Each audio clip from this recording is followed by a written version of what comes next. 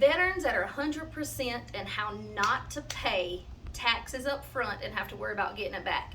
I'm Chastity Rosales with the Preferred Closing Specialist team, and here with my favorite VA lender, Jason Steyer. We're going to talk about that. We did a video a while back, but we've learned something since, because every lender will not exempt it. Jason will, which is why we love him. But if you end up with a lender that says, I don't care if you're 100%, I'm still taking those property taxes in Texas from you, and you have to worry about getting it at the end of the year, well, that does a few things.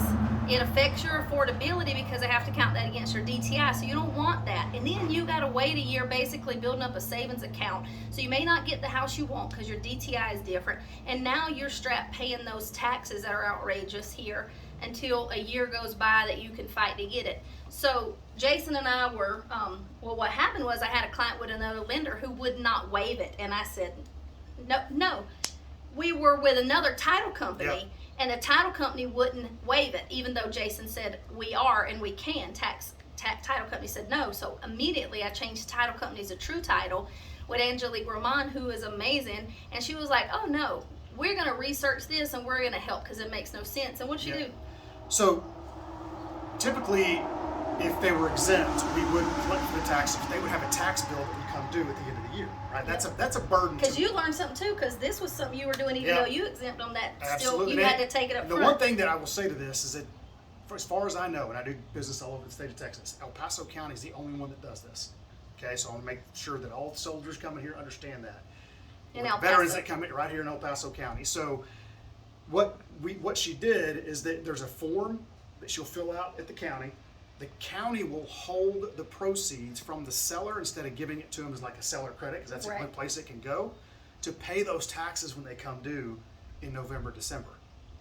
So not only have we now not include that in their DTI, now we figured out a way to give it as a credit versus them getting it and having to worry about paying at the end of the year. Because if you're the buyer and you get it as a credit, you got to use it somewhere. You don't get that money in your hand at closing, so they're buying down your rate or paying off debt. And guess what? You forget at the end of the year that that's due, and now you got a bill due that you got to write. And most military families don't save for that, right? We are all doing our best to get by off of the income we make from the Army, unless you're just a real frugal saver. But you don't have to be in that position. When working with the PCS team, Jason and True Title, we make sure that we get rid of all the obstacles for you so you have a good outcome. Again, I'm Chastity Rosales with PCS El Paso. Check out our new earrings, y'all. Jason's wife made those for us.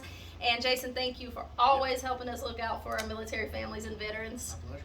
Reach out to us, www.pcselpaso.com or 915-873-2772. Where can they reach you, Jason? They can go to www.valoanboss.com or at 469-34